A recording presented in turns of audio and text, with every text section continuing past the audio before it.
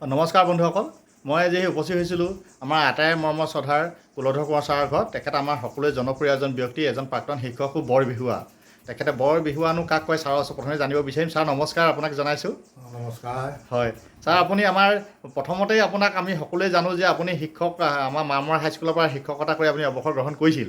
তাৰপাছত তাৰ লগে লগে আপুনি আমাৰ অসমৰ সকলোৱে জনপ্ৰিয় ব্যক্তি হিচাপে, বিশেষকৈ আপোনাক সকলোৱে জানে আপোনাক বৰ বিহুৱা হিচাপে।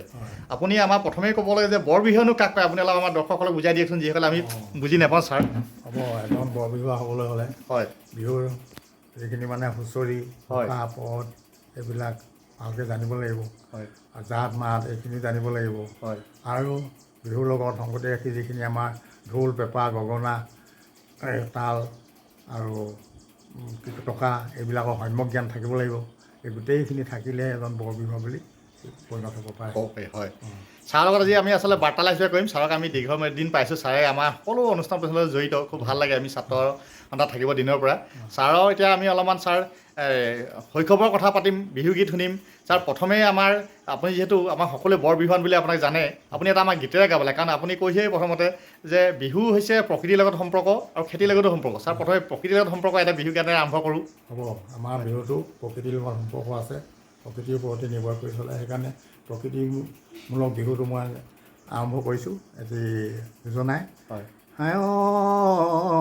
বসন্ত আহিলে কুলিয়ে বিনালে, গছে বনে সলালে পাত, নাও ফুল ফুলিছে নপানী ফুটিছয়, বিহু বিহু লাগিছয় গাত, বসন্তৰ আগমনি কুলি চৰাই বিননি, বসন্তৰ আগমনি কুলি চৰাই বিননি, গছৰ আগত কুঁহি পাত, তাতে আকৌ ঢোলৰ মাত, বিহু জানো লগা নাই গাতে মইনা সাদৰৈ, বিহু জানো লগা নাই, বিহু জানো লগা নাই গাত, গাঁৱৰ বিহু তলিত ঢোল পেঁপাই হৈ মাতিছে, গাঁৱৰ বিহু তলিত ঢোল পেঁপাই হৈ মাতিছে, বিহু বিহু লাগিছে গাতে মইনা সাদৰৈ, বিহু বিহু লাগিছে, বিহু বিহু লাগিছে গাত। ছাৰে ইমান ধুনীয়া কণ্ঠ, মানে নৱোত্তৰ এজন ব্যক্তি, ইমান সুন্দৰকৈ গায় ছাৰে। আচলতে গালে আমি শুনি থাকিবলৈ মন যায়, আগৰ পৰাই শুনি থাকোঁ। ছাৰৰ আমি অলপ ল'ৰালি কালৰ কথা জানিম।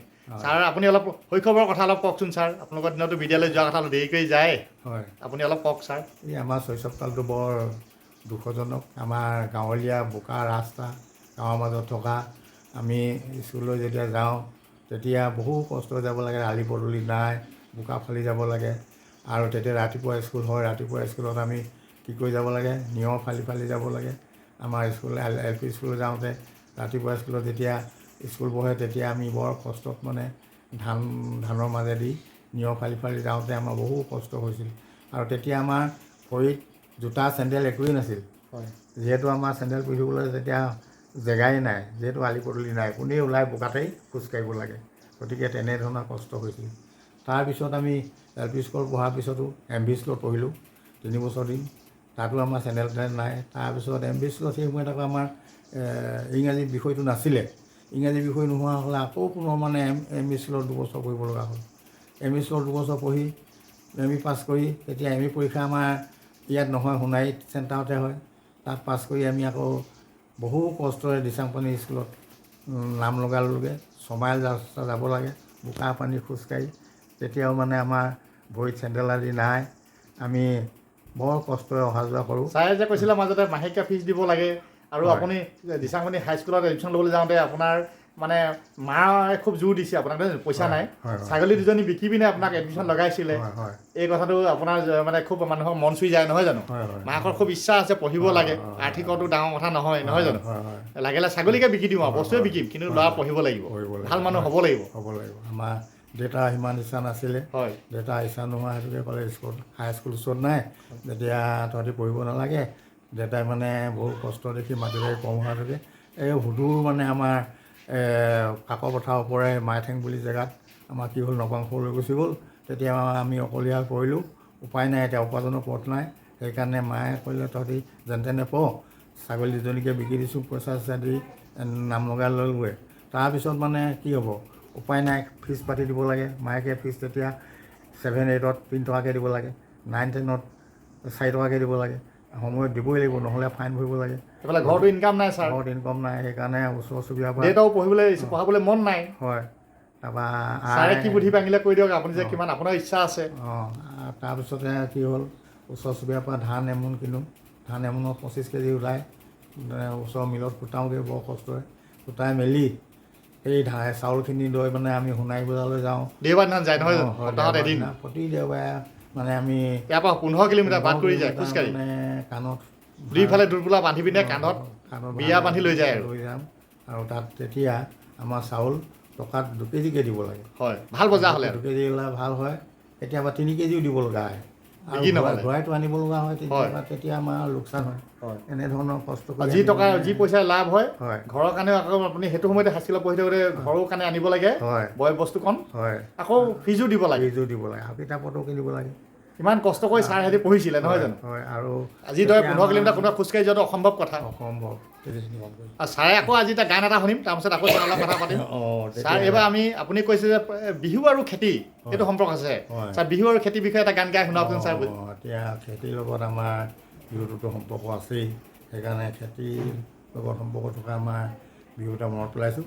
যেনে হালৰ বুঢ়া গৰু মোৰ বগা চাবি কেঁকুৰা নাঙল অ' ভাই, জনমে জনমে আই বসুমতি খুজিব নোৱাৰো ধাৰ, ইহালি গৰুৱে ভনী তিয় খচি হাল, এবালো খচি হাল, এবালো জোৰাও নোচ মাহলৈ ভাত, বাকী ছমাহলৈ ভনী তিয় জোৰাব মই নোৱাৰো, জোৰাব মই নোৱাৰো, নেখাওঁ পেটে ভৰি, ত্ৰিফুং নহয় নগা যান, বৈ আহিব পানী বান, বৈ আহিব পানী বান, দল চেলাই চেলাই ৰুব লাগিব শালি ধান, জনসংখ্যা বাঢ়ি গ'ল, মাটি বাৰী কমি গ'ল, মাটি বাৰী কমি গ'ল, সেইকাৰণে মৰমি বিয়া পতাই কমে হ'ল। ছাৰৰ পৰা আমি জানিব বিচাৰিছোঁ যে বিহুৰ মানে আগতে পুৰুষসকলে বেলেগকৈ কৰিছিলে আৰু মহিলাসকলেও বেলেগকৈ কৰিছিলে। ছাৰ, পুৰুষসকলে বিহুৰ সংক্ৰান্তত আপুনি কিছু কথা কওকচোন। পুৰুষসকলে চোতালৰ বিহুখন কৰে, হয়, আৰু মহিলাসকলে তেতিয়া গছতহে বিহু কৰিছিলে। হয়, পুৰুষসকলৰ চোতালৰ বিহুখনত প্ৰথমে হুঁচৰি আৰম্ভ কৰে। হয়, হুঁচৰিয়ে আশীৰ্বাদ দি দিব লাগিব গৃহস্থক, মংগলৰ ঘৰতে গৃহস্থক মংগল কামনা কৰি আশীৰ্বাদ দি পিনে হুঁচৰি তৰে।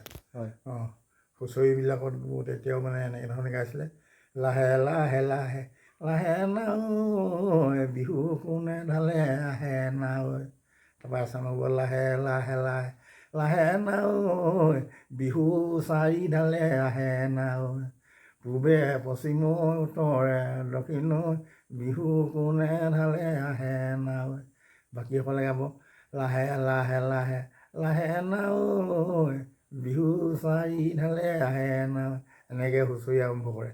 হয়, হুঁচৰি এনেধৰণে তিনি ফাঁকি গায় হুঁচৰি গাবলৈ আহিলোঁ দাদেউ, বহাগৰ বিহু তেও পায়, বহাগৰ বিহু তেও পায়, ক'ৰবাত কেনেবাকৈ বেয়া নাম ওলাব খেমিব সকলো দাই, এনেধৰণে ইমান ধুনীয়াকৈ গাইছে। হয়, উইৰাম গছৰ নাও নেকাটিবা, গুৰি পোনাবলৈ এটান, গুৰি পোনাবলৈ এটান, একেখন গাঁৱৰ ছোৱালী নানিবা সম্বন্ধ ধৰিবলৈ টান, বা কথা বুজাবলৈ টান।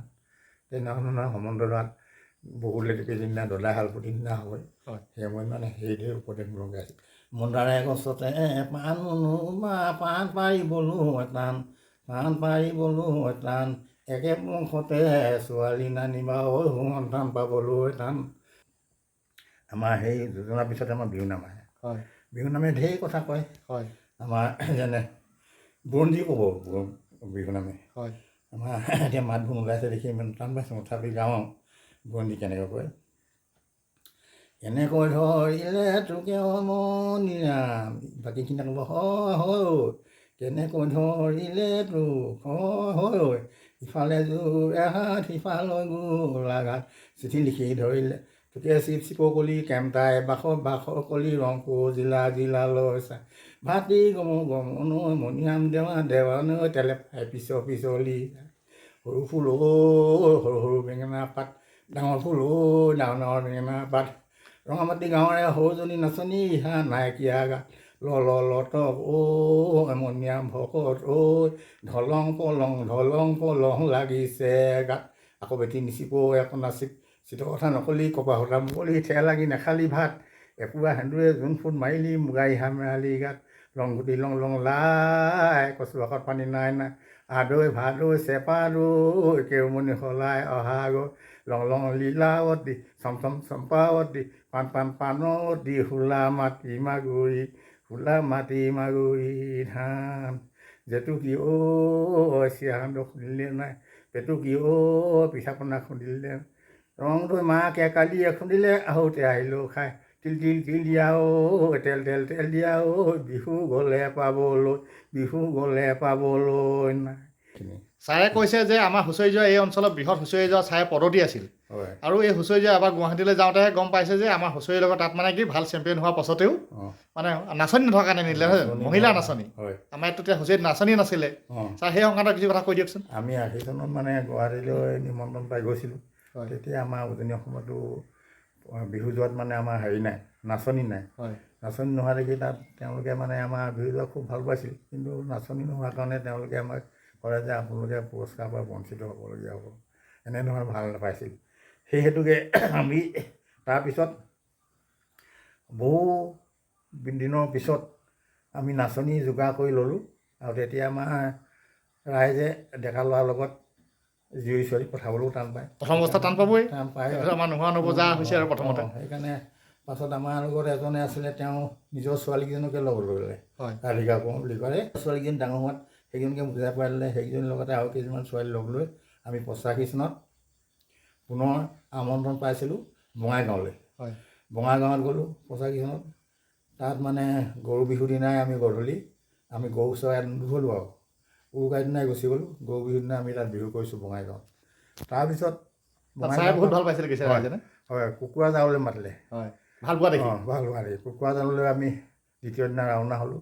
কুকুৰা জালটো ইমান মানুহ হৈছে ইমান দৰ্শক হৈছে চৰাইদেউ হুঁচৰি গৈছে নহয় চৰাইদেউ জিলা নহয় আৰু মাহমৰা বুলিহে কৈছে মাহমৰা হুঁচৰি আহিছে খুব ভাল লাগিছে খুব ভাল লাগিলে ইমান ভাল লাগিলে আমাৰ আদৰ কৰিছে আৰু আমি তেতিয়া হুঁচৰি গাঁৱতে আমি কণী যুঁজাওঁ হুঁচৰি নামৰ কণী যোৱা দেখিও তেওঁলোকে খুব ভাল পাইছে আমাক আদৰি লৈছে এনেধৰণে আমি মানে হুঁচৰি নামত কণী যোৱা গীত গাব নি অলপ এনেকৈ গাওঁ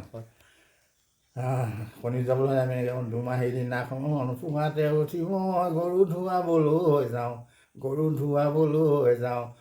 ধুৱাই কণী যুঁজ কৰিও কত যে আনন্দ পাওঁ এনেধৰণে কি সুন্দৰ গীতেৰে বুজাই দিছে ন আমি কণী যুঁজাওঁ হয়। ছাৰৰ এখন বিহু পৌৰাণিক গীতৰ কিতাপ নিজেই লিখি উলিয়াইছে যিমান পৌৰাণিক গীতবিলাক আছে ইয়াতে বিহু আনন্দীয়া বিহু বিনন্দীয়া বুলি শ্ৰী কুলধৰ কোঁৱৰ তেখেতে নিজেই এখন প্ৰকাশ কৰিছে। এই কিতাপখনৰ যোগেদি আপোনালোকে পৌৰাণিক গীত মাত সকলো পাব।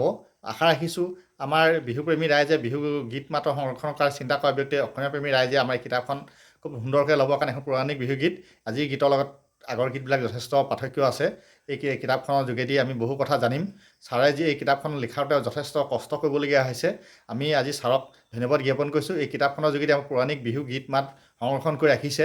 আমি আজি ছাৰক সম্বৰ্ধনা জনোৱা আমাৰ চৰকাৰীভাৱেই হওক বেচৰকাৰীভাৱেই হওক বা অনুষ্ঠান প্ৰতিষ্ঠানেই হওক আপোনালোকক দেখাইছোঁ চাওক ছাৰক কিমান সম্বৰ্ধনা পত্ৰ আছে আচলতে ছাৰক আমি দেখাই শেষ কৰিব নোৱাৰিম বহু আছে দেখিছে আপোনালোকে এইবাৰ সম্বৰ্ধনা পত্ৰ আপোনালোকে চাওক আমাৰ যিমান আছে আমাৰ জিলাত সকলো অনুষ্ঠান প্ৰতিষ্ঠান অসম সাহিত্য সভা কবি সন্মিলন সদৌ অসম ছাত্ৰ সন্থা আৰু প্ৰেছ ক্লাব প্ৰেছ গিল্ড এইবিলাক যিমান আছে সকলোৱে আমাৰ দিছে।